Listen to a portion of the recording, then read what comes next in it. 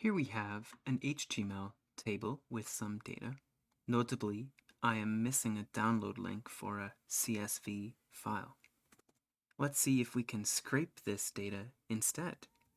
I suggest we use JavaScript in the browser console, so go to the inspector and we'll see here the elements, but also the console here. What we're going to do is iterate through each of these rows and extract for each row a JSON object containing the contents of each column. Using the inspector here, we can discover the markup that structures this document. And we see, of course, that there's a table with tbody and various TRs for the rows. And in each row, a similar number of cells noted by TD. We can refer to these elements in the page also by their CSS selectors. Tbody, TR in this case, is selecting for the table row. And as you'll know, the same selectors can function in JavaScript as well, using the document querySelector or querySelector all for all of the rows. We can return elements on the page that match the selectors that we're interested in. So by using the querySelector and querySelector all methods, we can access the parts of the page that we care about and scrape data from them. Let's go back to the console and give this a try. I'll start with a simple querySelector all like this, document querySelector all, and then tbody tr just like we saw in the style sheet. You'll see that it gives me a node list, and a node list is a data structure that describes elements on the page. It's similar to an array. It's not really an array, but you can see here I have a kind of a node list of all of these table rows. So let's make this into an array so that we can take things a little further. I'm going to clear the screen here. And on your keyboard, press the up arrow. It will give you the previous command. I'm going to adjust it here a little bit. So at the start, I'll say array.from, and then I'll put the rest of this in brackets like so. And now instead of a node list, I have an actual array of 100 items. Now that we have an array, we're ready to do some iteration. We can iterate through all of these rows and do something to them. And for that, I'll use one of the array functions that's built into JavaScript, the array map function. It allows us to iterate through all the elements and for each one, run a function. So we'll run a function on every element, and that'll help us to extract something unique for each row. So to implement this here, I will clear once again the console and do up arrow. This time I will do dot map. And we're going to map, in this case, each row. So let's call it row and pass it along via an arrow function into this block. Now, to make some space here, I'm going to put a few line breaks in, but not using the ordinary enter button. Instead, I'll use shift enter to add some indentation. And shift enter allows you to create space here in the console without actually running the command. So now we have some space and we can start writing this function here for each row. So just to demonstrate that this works, I'm going to return for each row a simple hello string just to show you how this kind of works. And if I hit enter here, I now have an array of 100 hellos, one hello for each row in the table. Okay, so let's clear this and try again. This time it won't be hello, but something else. And that something else is going to be a JSON object. And I'll give you a preview now of what that JSON object should look like. Previously, when I did this, I created an array of JSON objects like this. I've called it buildings JSON here. You can see it has in each object a list of field names and keys and value pairs and so on. So these correspond to the columns in the table, and this is more or less what we're going for in our situation. So we could sort of emulate this now as we're building it from scratch here in the console. So for each of the columns here, we could create a key value pair in this JSON object, and if I started here with something like name, then you might say, well, how do I put the name in here? And here I put in a static string, and of course this isn't quite right. They all have the same name. We want to do this now dynamically. And what we'll see is that we can dynamically pull this name from the document using another query selector. So let's see how that works. So first we would need to figure out how this is structured, and in order to retrieve the actual name of this tower, I need to know where to find it on the page. And so far we've done a query selector for the row, but we haven't yet selected an individual cell. Moreover, there's inside of this particular cell a paragraph and an anchor tag. So my query selector would need to be a little more precise in order to reach this kind of nested data. In addition, to select this particular cell, as opposed to all of the other ones in the row, we would need to know which cell it is, and we could sort of number them 1, 2, 3, 4, and target the one we're interested in. So let's see how that might be done with a CSS selector, and we'll do that here in the console now. So I'm going to say this name is equal to row dot query selector, and so these are now selecting elements that are children of this particular row. So it will ignore the rest of the document. So unlike before where we did document query selector, now we're just selecting the children of this row in particular.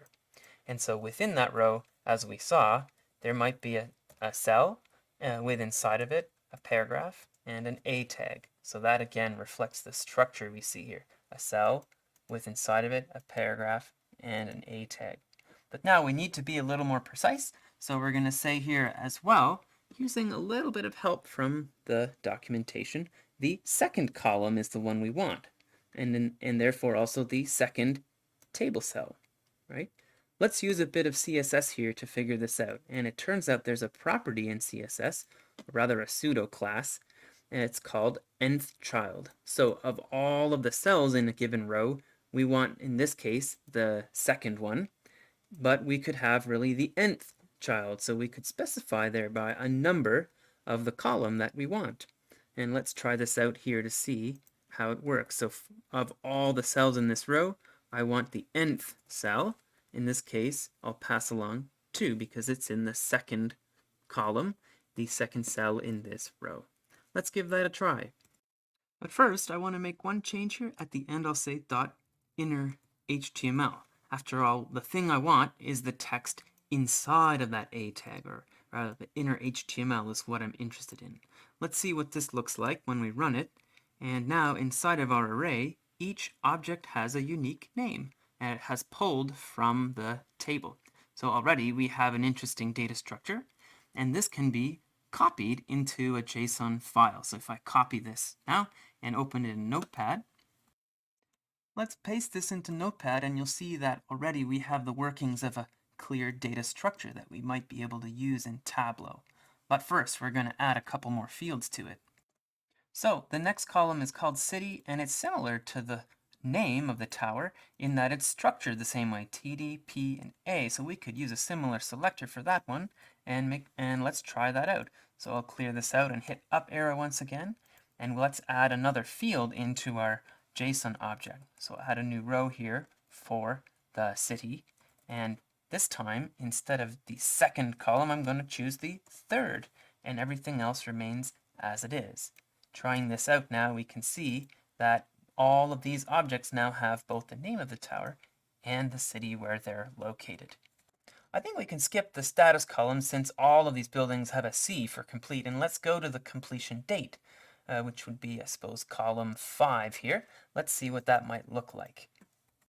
Notably, there's no A tag here in this column. This isn't a link, it's just an ordinary paragraph.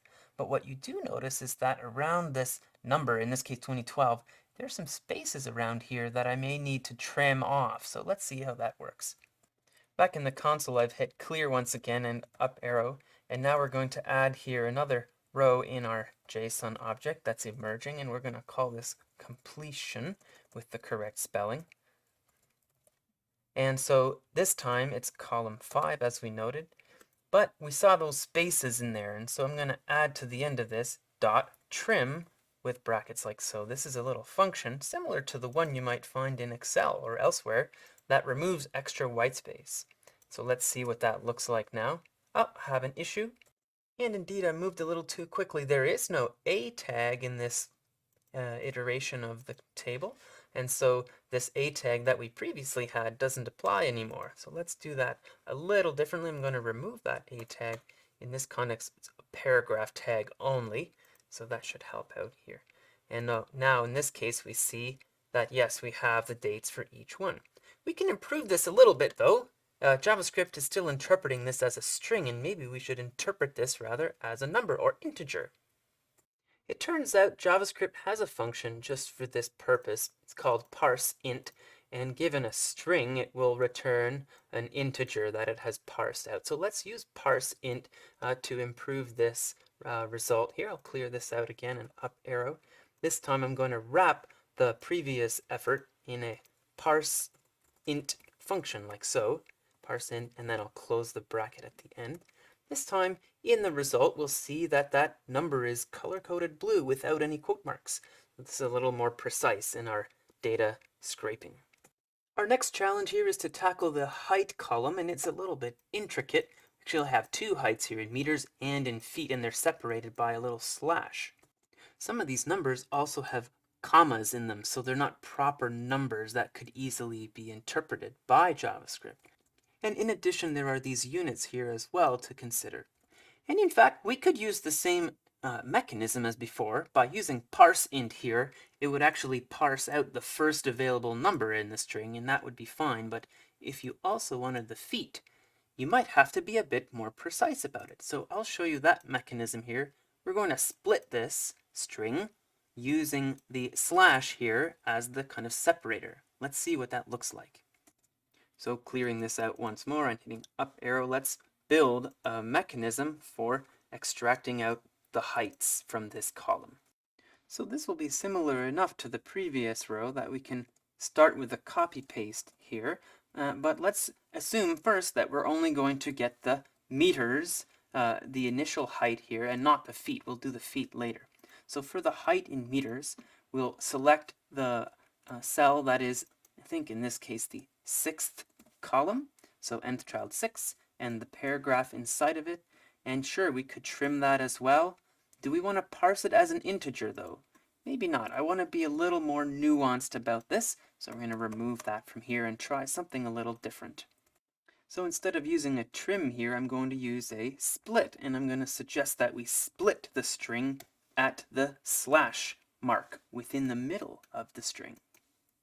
Based on the documentation, the split here is going to return, as we see here, an array of substrings. And that we'll see here just by testing it out. Each of these items now indeed has an array of 2. And so instead of having one or the other, we have both split along that middle. And so maybe we want to deal with those 2 elements individually. So in this scenario, the 28 meters here would be the 0th element in this array of 2 elements. And so in our next iteration, I'm going to say here, give me the 0th element of that split. And we might then also say for height in feet as well, give me the 1th element as well. And let's see what that gives us here as a test. I think before we do that, I'll need a comma at the end, and then here we go. So now indeed we have for each object, feet and meters. It's still a bit messy. There's extra white space here, still a few commas and the units. So let's clean these up a little bit further for that reason. We know how to deal with that white space using trim, but let's remove here the comma as well, so that this number comes up in its complete form. And so to try that out, I'm going to suggest that here we do a dot replace, and here we are going to do a search for a comma and replace that comma with nothing, a blank string essentially, and I'll do that for both here. I actually don't think there are any commas in the first meters unit, but so be it. We're going to be doubly sure by doing this replace function on all of them. And then I'll do a trim as well for good measure on each of these. So that should help clean things up again. And so let's try this. Now in this case, each object has a little bit of a cleaner result, none of this extra white space. So having simplified this sufficiently, I could now use again the parseInt feature to find the first available number in this string, and that should do nicely. So let's then wrap each of these height m and height ft in our usual parse int function. Here at the beginning, here at the end, another closing bracket, and similarly here for height feet, parse int, and then open bracket, and at the end, close bracket.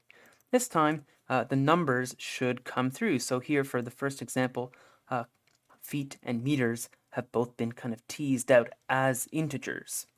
The remainder of these columns are more of the same, really. These are integers and these are strings. But let's see the completed piece now if we wanted to add those final rows as well. I'm going to paste in here a couple of extra rows, and remember to do Shift-Enter when you put in a new line so as not to run the whole thing at once. Here for floors, I'm parsing an integer on the 7th column, and trimming the inner HTML. And on the last two columns, material and function, these columns here, I don't need to parse in because these are just ordinary strings inside of paragraphs. So with this in mind, we now have 100 rows, each of which has been parsed out to a convenient JSON object with all of these fields sort of represented.